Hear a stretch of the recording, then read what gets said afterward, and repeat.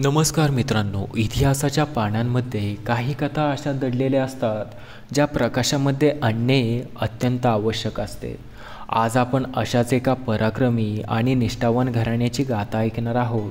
ते घराणे म्हणजे पाटणकर घराणे होय. या घराण्याने खऱ्या अर्थाने स्वराज्यासाठी निस्वार्थपणे बलिदान दिले. अशा निष्ठावान लोकांबद्दलची माहिती सहसा कमीच आढळते.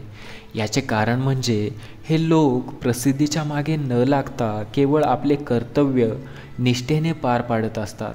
पाटणकर घराणे हे याचे उत्तम उदाहरण आहे. त्यांनी 3 छत्रपतींच्या काळामध्ये स्वराज्याची एकनिष्ठपणे सेवा केली, पण त्याचा उदो कधीसुद्धा केला नाही. त्यांच्या कार्याची माहिती आपल्याला छत्रपतींनी आणि त्यांच्या मंत्र्यांनी पाठवलेल्या मोजक्या 9 ते 10 पत्रांमधून मिळते. पाटणकर घराण्याचे मूळ आडनाव साळुंके असे सांगितले जाते, जे प्राचीन चालुक्य वंशातून आलेले आहेत. जोताजीराव साळुंके हे या घराण्यातील पहिले ज्ञातपुरुष होते, ज्यांनी आदिलशाहीतील आपल्या पराक्रमाने पाटण परगण्याची देशमुखी मिळवली होती. शिवछत्रपतींच्या काळामध्ये अनेक देशमुख आपापल्या वतनांना चिटकून राहिले, पण पाटणकरांनी स्वतःहून स्वराज्याच्या कार्याला वाहून घेतले. 1659 साली अफजलखानाच्या वधानंतर शिवाजी महाराजांनी वाई, प्रतापगड, कोल्हापूर आणि पन्हाळ्यापर्यंतचा प्रदेश जिंकला. त्याच सुमारास पाटणखोरा आणि तिथले वतनदार पाटणकर स्वखुशीने स्वराज्यामध्ये सामील झाले. त्यांना स्वराज्यामध्ये सामील होण्यासाठी कोणतीही सक्ती किंवा कोणत्याही प्रकारचं आमिष दाखवावे लागले नाही. शिवाजी महाराजांच्या महाराष्ट्र धर्माचे मोल पाटणकरांनी जाणले आणि मनापासून स्वराज्याला साथ दिली. पाटणकर घराण्याबद्दल उपलब्ध असलेले सर्वात जुने पत्र 1678 सालचे आहे, जे शिवाजी महाराजांच्या निधनापूर्वीचे आहे. हे पत्र यशवंतराव पाटणकर यांच्या निधनानंतर त्यांचे बंधू बाळाजीराव आणि चांजीराव पाटणकर यांना पाठवण्यात आले आहे. या पत्रामध्ये शिवाजी महाराज पाटणकरांना मानाचे धनी वतनी लोक असे संबोधतात, जे पाटणकरांची महाराजांच्या मनात असलेली प्रतिष्ठा दर्शवते. छत्रपती शिवाजी महाराजांनी यशवंतरावांच्या कुटुंबियांची काळजी घेण्याची सूचना आनाजी पंतांना केली होती, कारण निष्ठावान सैनिकांच्या आप्तांची काळजी घेणे हे स्वराज्याचे कर्तव्य होते. छत्रपतींची पत्रे सामान्यतः जरबेची असली तरी हे पत्र मात्र पाटणकरांप्रती असलेल्या आदराने आणि ममत्वाने भरलेले होते. छत्रपती संभाजी महाराजांच्या क्रूर हत्येनंतर आणि रायगड पडल्यानंतर स्वराज्यावर अभूतपूर्व संकट आले होते. औरंगजेबाला असे वाटले की मराठा राज्य आता संपले. अनेक किल्लेदार आणि वतनदार मुघलांना जाऊन मिळाले, ज्यामुळे महाराष्ट्रात सर्वत्र अंधार पसरला होता. अशा कठीण परिस्थितीमध्ये महाराणी येसूबाईंनी स्वतःच्या मुलाचा बाळ शाहूचा सिंहासनावरील हक्क सोडून राजाराम महाराजांना छत्रपती घोषित केले. त्यांच्या या त्यागामुळे मराठा साम्राज्यात फूट पडली नाही आणि सर्वजण राजाराम महाराजांच्या नेतृत्वाखाली संघटित झाले. येसूबाईंच्या सल्ल्यानुसार राजाराम महाराजांनी रायगडाबाहेर पडून दक्षिणेकडील जिंजी किल्ल्याकडे प्रस्थान केले, जेणेकरून राजघराण्याला सुरक्षित ठेवता येईल आणि शत्रूशी मुकाबला करता येईल. राजाराम महाराज रायगडावरून पन्हाळ्याकडे जात असताना मुघल फौजा त्यांच्या मागावर होत्या. याचवेळी पाटणकर घराण्यातील नागोजीराव आणि चांजीराव पाटणकरांनी महत्त्वपूर्ण भूमिका बजावली होती. राजाराम महाराजांच्या प्रवासापूर्वी सर्व जावळ्या आणि पाटण परगण्यातील फितूर वतनदारांना शिक्षा देऊन शांतता प्रस्थापित करण्याचे काम पाटणकरांनी केले होते, जेणेकरून महाराजांचा मार्ग सुरक्षित राहील.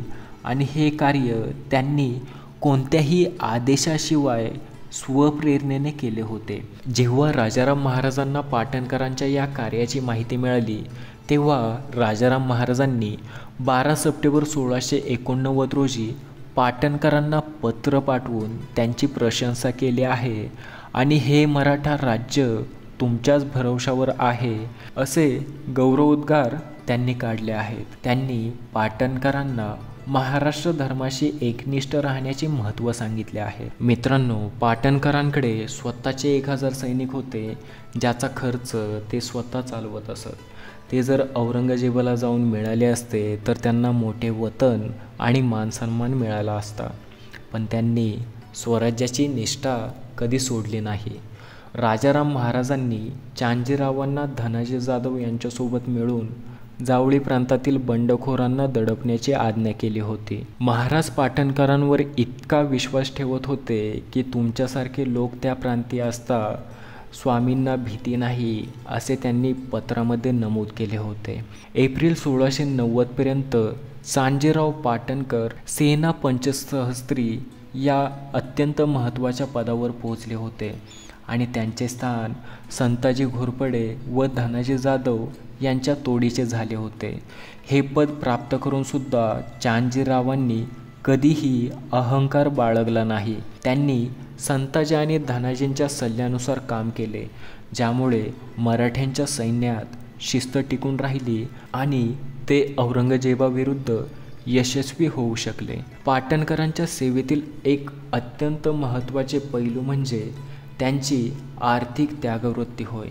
जेव्हा स्वराज्याच्या तिजोरीत पैसा नव्हता आणि सैन्याला पगार देणे शक्य नव्हते, तेव्हा चांजीरावांनी सावकारांकडून कर्ज घेऊन स्वतःच्या पदरचे पैसे खर्च करून 5000 सैन्याचा खर्च चालवला होता.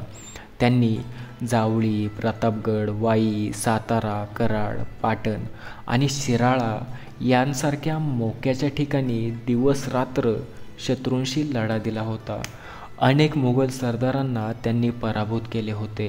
त्यांच्या या निस्वार्थ कार्यामुळेच राजाराम महाराज आणि त्यांचे मंत्री प्रभावित झाले होते. पाटणकरांच्या अतुलनीय सेवेच्या आणि त्यागाच्या बदलात पाटणकरांना प्रथम पाटण प्रांतातील 12 गावे इनाम म्हणून मिळाली होती.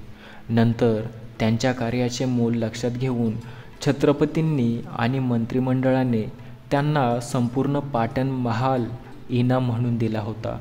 चांजीरावांचा जिंजीच्या दरबारात मोठा मान होता. त्यांच्या शिफारसीवरून रामराव पाटणकर आणि पदाजीराव पाटणकर यांनासुद्धा घोडदळाचे पंचसहस्त्री सरदार म्हणून नेमण्यात आले होते. राजाराम महाराजांच्या निधनानंतर महाराणी ताराबाईंच्या काळातसुद्धा पाटणकरांनी आपली सेवा सुरूच ठेवली. औरंगजेबाने साताऱ्याला वेढा घातला असताना चांजीराव पाटणकरांनी कुसडीच्या माथ्यावरून मुघलांची रसद तोडण्याची जबाबदारी निभावली होती. परशुराम त्र्यंबक प्रतिनिधींनी त्यांच्या या कामगिरीची प्रशंसा केली होती आणि त्यांना शत्रूची रसद आपल्या सैन्यासाठी वापरण्याची परवानगी दिली होती. उपलब्ध असलेल्या मोजक्या कागदपत्रांमधून पाटणकर घराण्यातील यशवंतराव, नागोजीराव, चांजीराव, रामराव आणि पदाजीराव या 5 कर्तबगार पुरुषांचे असामान्य योगदान स्पष्ट होते. त्यांची स्वराज्याशी असलेली नितांत निष्ठा, निस्वार्थपणा आणि वैयक्तिक संपत्तीचे बलिदान देण्याची तयारी त्यांना इतरांपासून वेगळे ठेवते. महाराष्ट्राच्या इतिहासातील अनेक प्रामाणिक आणि निस्वार्थ घराण्यांचे इतिहास अजूनही अप्रकाशित आहेत, जे शोधून समाजासमोर आणणे आवश्यक आहे. ज्यांनी खऱ्या अर्थाने स्वराज्यासाठी रक्त सांडले, त्यांचा इतिहास दफन होऊ नये यासाठी इतिहासकार आणि या घराण्यांच्या वंशजांनी एकत्र येऊन संशोधन करणे गरजेचे आहे.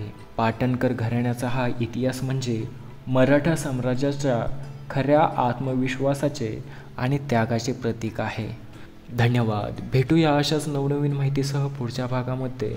तोपर्यंत पाहत रहा रिअल प्राईम व्हिडिओज.